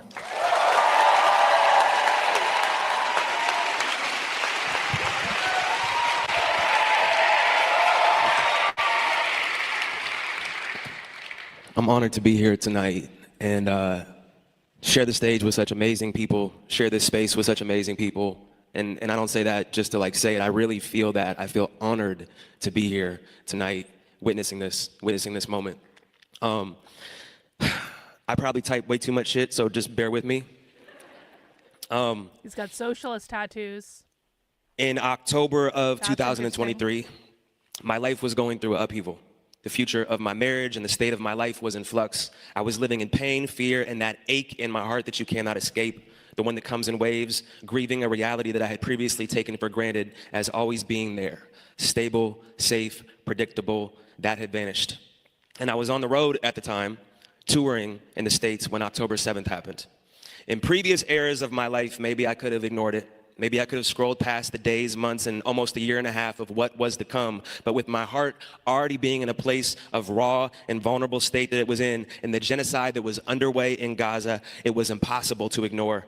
I couldn't get on stage and pretend I was okay. I was not okay. I started learning about the history of the occupation, the political ideology of Zionism, Israeli settlers of the West Bank. I was watching videos coming out of Gaza and crying with friends. I started learning about how colonization, capitalism, and white supremacy need each other to exist and how they were at the root of the Nakba 76 years ago that never ended for the people of Palestine.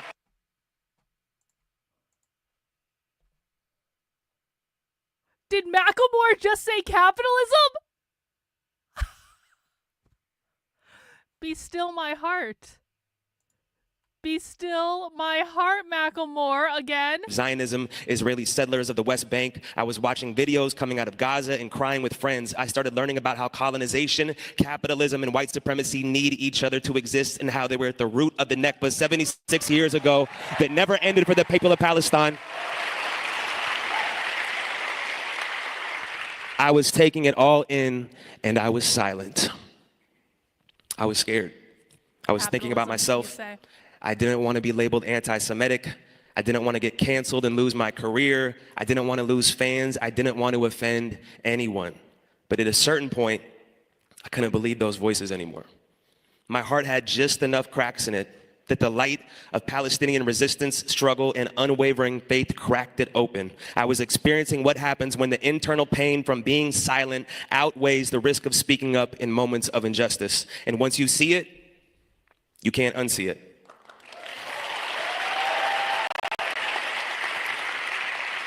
Once you learn the real history, you can't unlearn it. Once you get past the media and the White House focusing solely on October 7th, once you begin to look at October 6th, 5th, 4th, and the 75 years before of oppression and displacement, that's when the truth opens up. And once you look under the hood and realize our government officials are bought and paid for by the Israel lobby, you can't look at our so-called democracy the same way. Once you understand that our tax dollars are funding a genocide that we are watching in real time in the palm of our hands, I believe it is our moral obligation to adamantly protest the atrocities we are witnessing and funding, or we are complicit.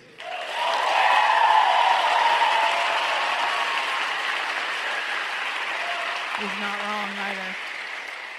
On that But point. lecturing others about morals doesn't work. I've tried. I post more. I share directly from Palestinians in Gaza. I uplift the beautiful Jewish voices in solidarity. I am inspired by scholars and academics, those that have spent their lives researching and learning, dispelling notions that Judaism and Zionism are connected. I write songs. I try to channel the insanity that I feel inside. But I don't know how to deal with this mad world that we were not meant to metabolize. The gaslighting, the lying, the bias, the language, who is a terrorist and who isn't, disregard of international law, disregard of American law, rewriting history, the erasure of truth in our schools. Don't you see it? Don't you get it? We have to fight. I get louder, but in the process, the last 6 months, I have become hardened. My heart that was open in October of 2023 feels distant at times. My ability to meet people where they are at has declined. My judgment of those to look away, remain silent, or centering their own fear has only risen as the months have gone on. I have wanted the world to wake up so desperately that a part of me has fallen asleep. And I keep coming back to the question, how do we get people to care? How do we get people to care? And it stumped me for the last 18 months. And in this last week, I've realized I've been asking the wrong question. The question isn't how we get others to care. It's how can we be of the utmost service to humanity? Because change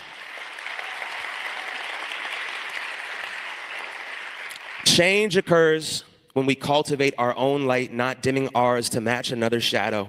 Change doesn't occur by calling each other out, but by calling each other in. Change isn't achieved in righteousness. No. It isn't found in resentment. Change doesn't happen with shaming another. No one has a spiritual awakening from being yelled at and hearing your own voice reverberate throughout the echo chamber of folks that already feel the same way that you do isn't stopping Israel and the United States any faster.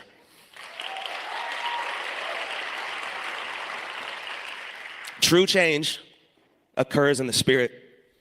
You cannot transmit love if you don't have it yourself. You can't force empathy and compassion on another if you lose those gifts along the way. If I am righteous with my heart closed, pointing the finger and yelling at people who feel differently than me, I am drinking the same poison I am protesting against. Division, them, us, right, wrong. So in this moment of dire urgency, with the next phase of genocide and ethnic cleansing underway, with our feeds flooded with a new era of martyred innocent Palestinians, when we open up our phones, with our rage, our tears, our unanswered pleas in the face of a fascist government, how can we bring people in? How can we meet people where they are at? Coming to the table with all the stories we have been told, with all the baggage our ancestors accumulated along the way. Because we've been told some lies. Lies that uphold oppression, that double down on division, lies that fueled fear as a mechanism to drive us further apart from one another. How do you show the necessity of collective liberation if we have never truly experienced it? How do you uproot the insane notion that we are separate from the Palestinian struggle? How does our own fear influence how we respond or justify violence against the most vulnerable populations? How do we unsubscribe to past generations' fences, walls, identities that perpetuate the disease thinking them versus us? How do we mobilize? Our history teaches us that the oppressed are never handed their freedom by the oppressor when asking politely. As people, we are far more powerful than our governments want us to believe.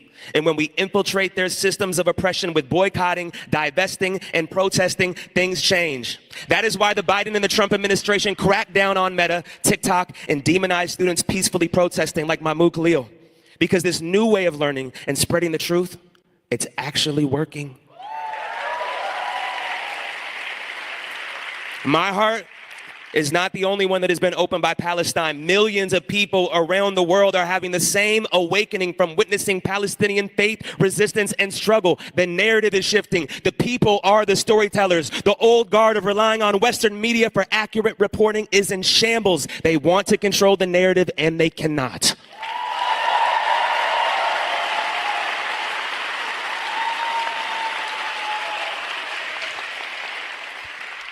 And that is why Trump's administration is so threatened by teaching the real story of America, one that is rooted in genocide and slavery.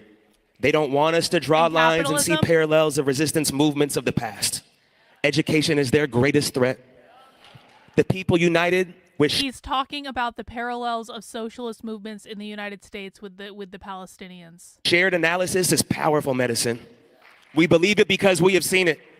We watched segregation crumble, slavery be abolished, apartheid in South Africa dismantled. We learned from the sit-ins, the Montgomery bus boycott, Columbia students in the 60s taking over Hens Hall.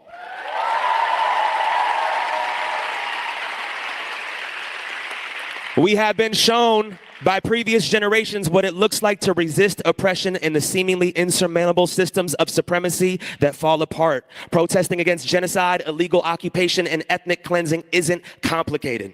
Advocating for safety and equality for all human beings isn't against anyone, it's for everyone.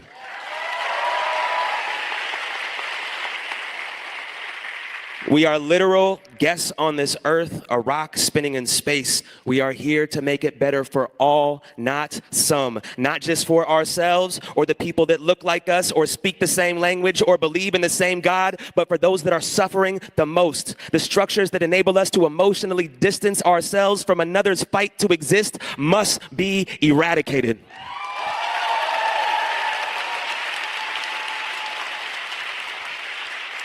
What comfort are we willing to give up for justice? What seat at the table are we willing to share for a more equitable and just society? What if we all operated from a place of collective liberation over self-preservation? What if we saw the children of Gaza as our own?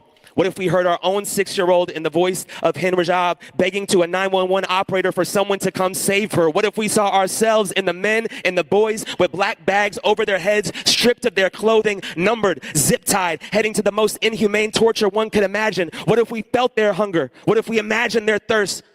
What if we thought about the U.S. bombs pummeling throughout the night, what that would feel like? What if we visualized every university, mosque, community, home, neighborhood, memories buried under the same rubble that was suffocating our relatives and our loved ones? What if we saw ourselves? What if we didn't see them? What if we saw us?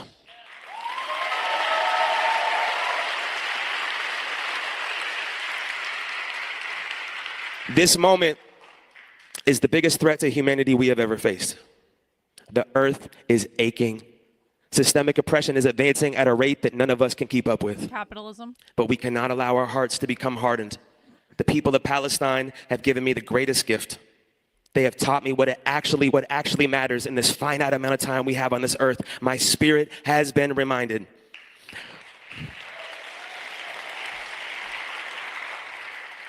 I want to live in a world where standing up against genocide isn't brave, it's human. I want to live in a world where using our platforms to condemn ethnic cleansing isn't a risk, it's a given. I want to live in a world where advocating for the most marginalized isn't rewarded, it is expected.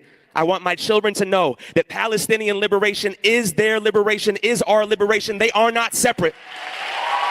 Because it's all about capitalism. Same as queers for Palestine. I want all human life to be cherished the same, for all of us to feel safe walking this earth. And I would not have been able to reconnect to my own heart and envision this world had it not been for the people of Palestine. Your immeasurable suffering and pain will not go in vain. It has ignited this world. The next generation is alive, loud, growing, and unapologetically committed to this movement. We will not forget you. We are right here. We are not going anywhere. Free Palestine.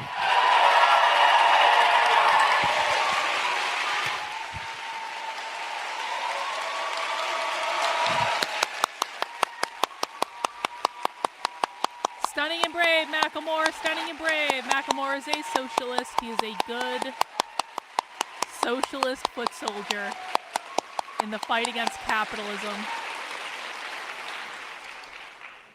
Thank you, Macklemore. People are commenting that Susan Sarandon is there. I did see her in the background too. Sadly, guys, we won't be able to watch any more of the show today, but I do hope people enjoyed seeing this firsthand. And, you know, I mean, it's kind of the same thing. They aren't really changing what they're saying. Honestly, it's the same thing that we've been hearing over and over and over again at all the other events and things like that. And guess what? There's no Jew hating and there's no pro-Hamas. And so conservatives who are trying to tell you that the left are pro-Hamas Jew haters are lying to you, and you should stop listening to them. Now, what the left is are radical revolutionary socialists, and that's not good either, and I'm not in favor of that either, obviously. But we should be hinging into reality and at least talking about what they actually believe, not some made-up nonsense fairy tale. But that's what we're getting today. All right, guys, that is all I have time for today because we are doing a supporter call in my community. If you want to join the supporter call, what you need to do is head over to my Substack. That is Carlin, Karlyn, .substack.com, and you need to go to this digest newsletter that I sent out yesterday. It has March 23rd on it. And then scroll all the way down to the bottom and underneath the red box for supporters only. You will find a link to the Zoom call that we are doing right now at the end of this stream. You will also find a link to join my supporter Discord where you can join us to watch The Death of Stalin tonight at 9 p.m. That is our regular MacBees Monday movie night at 9 p.m. every week. And so we're watching The Death of Stalin this week after the supporter Zoom call, which usually goes an hour or two. And so if people want to come and join us and have a chat on Zoom, we look forward to seeing you guys there then. And I will be back tomorrow. Same time, same place. Take care, guys. We'll see you soon. Bye. How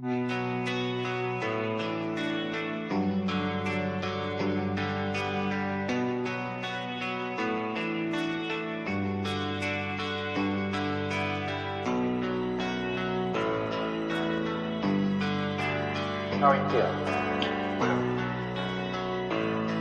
How long have you been here?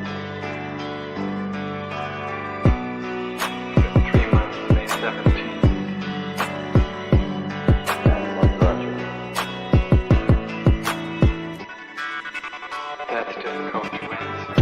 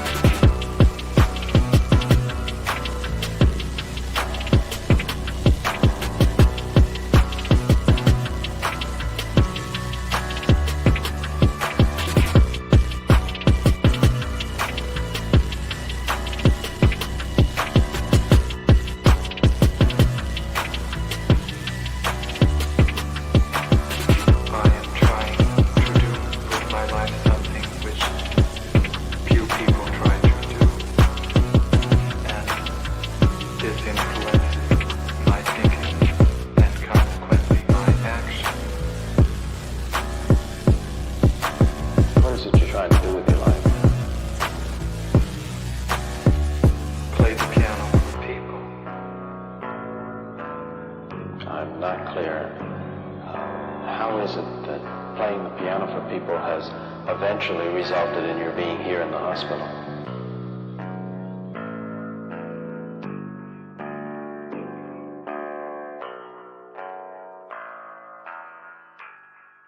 That's difficult to answer.